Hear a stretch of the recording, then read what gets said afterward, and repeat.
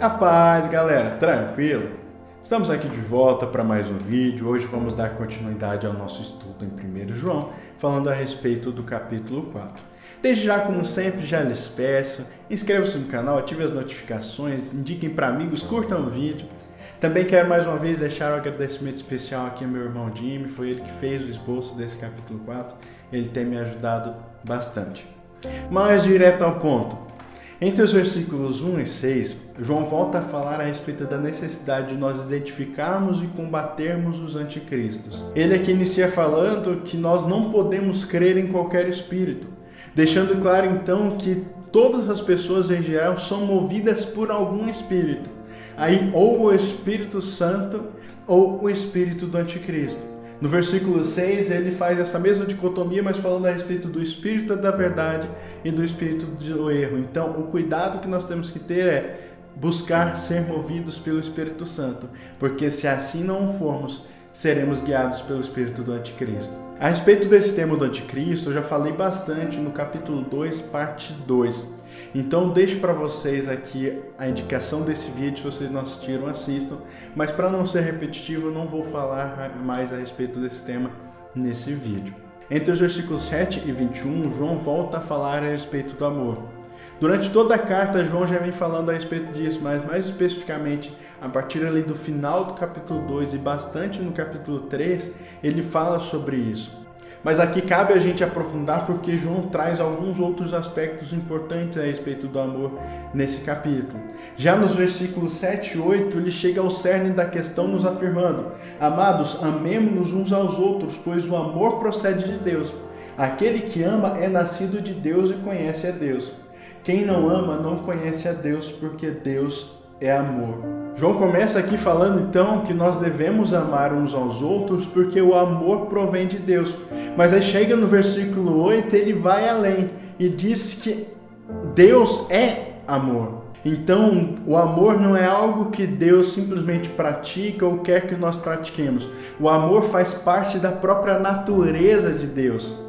E nesse sentido é importante nós entendermos aqui que nem tudo que hoje muitas pessoas chamam de amor tem alguma coisa a ver com esse amor que faz parte da própria natureza de Deus. Nesse sentido, Wiersbe nos destaca o seguinte: muito do que é chamado de amor na sociedade moderna não tem semelhança nem em relação alguma com o amor santo e espiritual de Deus. E ele ainda completa: como se fosse possível dignificar a imoralidade chamando de amor. Então, quando nós entendemos que o amor faz parte da natureza de Deus, fica muito mais fácil nós entendermos muitos dos aspectos relacionados ao amor que João traz aqui nesse capítulo. Então vamos aprofundar um pouco mais a respeito do que João trata a respeito do amor aqui. Só lembrando mais uma vez, como eu já disse, nos capítulos 2 e principalmente no capítulo 3, nós já tratamos bastante a respeito do amor. Então, alguns aspectos que talvez sejam repetitivos, eu não vou voltar a falar aqui, só tentando trazer aquilo que é mais específico desse capítulo. Nesse capítulo, nós temos alguns pontos muito interessantes a respeito do amor que João nos ensina, e é neles que eu quero aprofundar um pouco mais com vocês. O primeiro ponto é: o que vem primeiro? Eu pergunto isso porque, infelizmente, ainda hoje muitos religiosos vivem até como se fosse necessário que eles demonstrassem amor por Deus para que então Deus os amasse.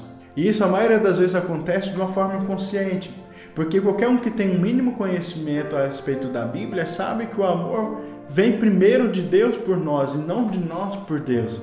Mas mesmo assim, muitas pessoas vivem como se tivesse o tempo todo se esforçando para tentar de alguma forma merecer o amor de Deus. Nesse sentido, nós temos os versículos 10 e o versículo 19, onde João nos afirma: Nisso consiste o amor, não em que nós tenhamos amado a Deus, mas em que Ele nos amou e enviou seu Filho como propiciação pelos nossos pecados. E o versículo 19: Nós amamos porque Ele nos amou primeiro.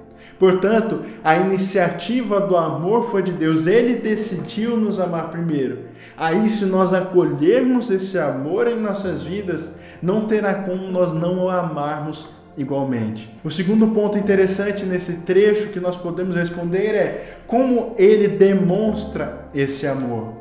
E aqui a principal demonstração de amor é descrita de uma forma maravilhosa no versículo 9, quando João diz: foi assim que Deus manifestou o seu amor entre nós, enviou o seu Filho unigênito ao mundo para que pudéssemos viver por meio dele. Deus nos amou primeiro e enviou o seu Filho pela minha vida e pela sua. E aqui é importante nós lembrarmos que esse plano de Deus de salvação, esse plano da cruz, estava traçado desde antes da criação do mundo. Nesse sentido, eu vou deixar a indicação para vocês da leitura dos seguintes versículos. Em Evangelho de João, capítulo 1, entre os versículos 1 e 3, a carta de 1 Pedro, no capítulo 1, entre os versículos 18 e 20, Apocalipse, capítulo 13, versículo 8, todos esses deixam muito claro a respeito desse plano de salvação traçado em nosso favor. Entre os versículos 13 e 16, complementando o que João já vinha falando a respeito do amor, nós temos uma linha de raciocínio completa de como Deus demonstra esse amor por nós. E aqui ele evidencia a segunda grande obra que ele fez como forma de demonstração de amor. Percebam essa linha de raciocínio trazida aqui por João. Primeiro que nós temos que entender é que Deus nos amou desde antes da criação. Mas ocorreu o pecado. E diante do pecado, como nós vemos no versículo 10, ele enviou o seu Filho como propiciação pelos nossos pecados. E também, como nós vemos no versículo 14, para ser salvador do mundo. Então, diante desse sacrifício e da nossa confissão de que Jesus é o Filho de Deus, nós podemos ter o nosso relacionamento com Deus restaurado. E assim Deus permanece em nós e nós permanecemos nele. Mas aí, sabendo que seria muito difícil para nós, diante da nossa natureza caída, permanecermos em Deus, Deus então nos mostra a segunda grande obra de demonstração de amor por nós que Ele fez. Como nós vemos no versículo 13, Ele nos deu do seu Espírito. O Espírito Santo de Deus habita em nós e é Ele quem nos capacita a amarmos verdadeiramente a Deus. E Ele também testifica no nosso espírito que nós permanecemos em Deus e Ele permanece em nós. E assim, diante de toda essa ação divina em nosso favor, podemos perceber aquilo que João afirma no versículo 16. Nós conhecemos o amor que Deus tem por nós e confiamos nesse amor. E aqui é importante também nós termos um entendimento completo a respeito do que é esse amor de Deus por nós. É um amor que fez com que Ele entregasse o seu Filho unigênito por perdão dos nossos pecados, para tirar a nossa culpa, para nos salvar. É também um amor que está disposto a cuidar de nós, a nos abraçar quando necessário. Mas é um amor também que vai nos disciplinar e requer de nós obediência. Durante toda a carta de 1 João aqui, nós vemos em diversos pontos João falando a respeito da necessidade de obediência, de praticar a justiça, como demonstração de amor a Deus, como prova e evidência de que somos filhos de Deus. E durante a Bíblia inteira nós vamos ver essa espécie de amor, que é um amor que cuida, um amor que foi sacrificial, mas também que requer de nós obediência. Como nós podemos ver em Hebreus capítulo 12, versículo 6, pois o Senhor disciplina a quem ama e castiga todo aquele que aceita como filho. O problema é que muitos têm entendido o amor somente por esse lado do cuidado de Deus, que é um lado que existe, mas não somente isso. Esse entendimento tem causado problemas porque muitas igrejas têm se enchido de simpatizantes do Evangelho que na verdade estão em busca de um interesse, um amor egoísta, um relacionamento egoísta de Deus, aquele relacionamento meio iFood, achando que eu vou pedir para Deus, Ele vai me entregar e pronto.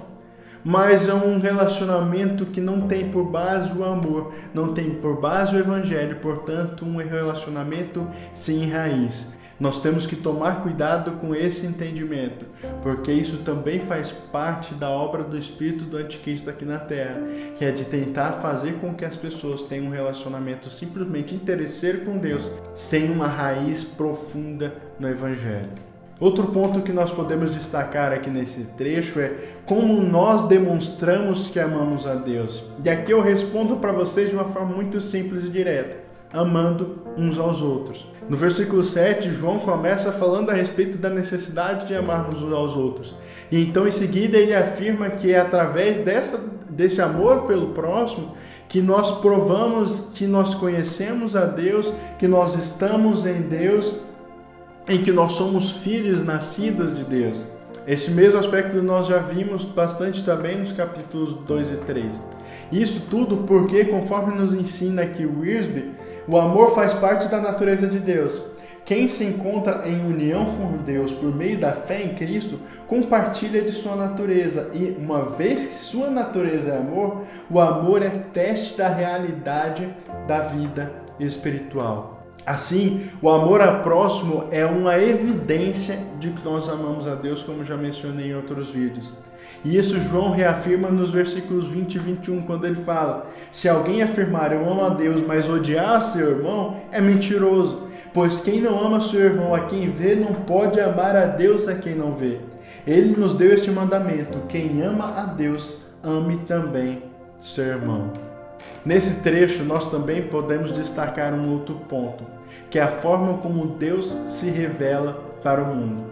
No versículo 12, nós já temos uma realidade muito poderosa, quando João diz: ninguém jamais viu a Deus. Se nos amarmos uns aos outros, Deus permanece em nós e o seu amor está aperfeiçoado em Deus. O que João está querendo nos mostrar aqui é o seguinte: olha, pelos nossos olhos naturais nós não conseguiremos ver a Deus, mas nós podemos enxergar Deus uns nos outros. Ora, se o amor faz parte da natureza de Deus, quando nós amamos uns aos outros, nós estamos manifestando parte dessa natureza de Deus.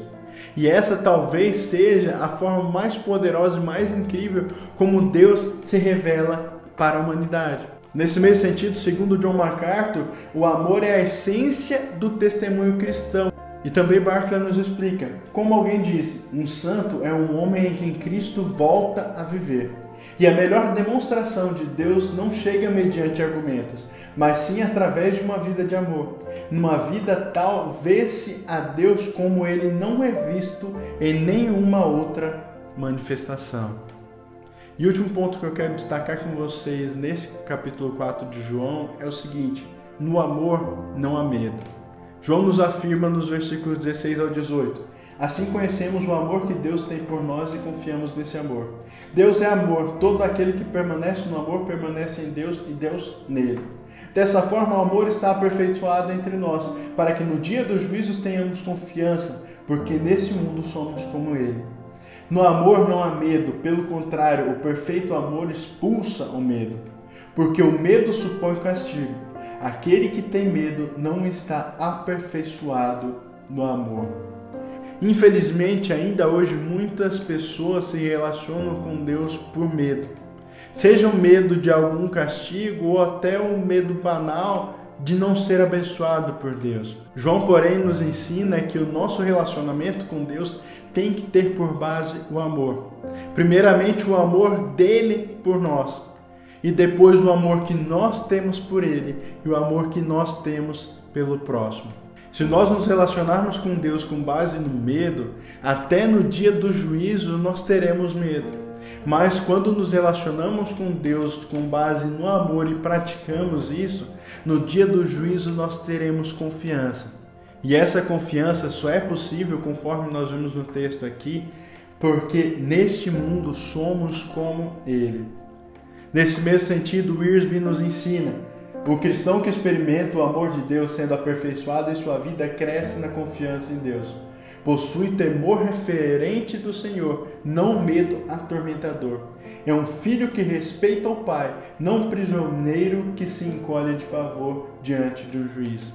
E ainda, conforme nos explica de uma forma maravilhosa, Moody: crente que tem o perfeito amor de Deus em sua vida terrena pode enfrentar o tribunal de Cristo sem vexame. Tal segurança não é presunção, porque, segundo Ele é, também nós somos deste mundo. A base para a ousadia é a nossa atual semelhança com Cristo nessa vida e, particularmente, de acordo com este contexto, nossa semelhança em amor. Deus abençoe a todos.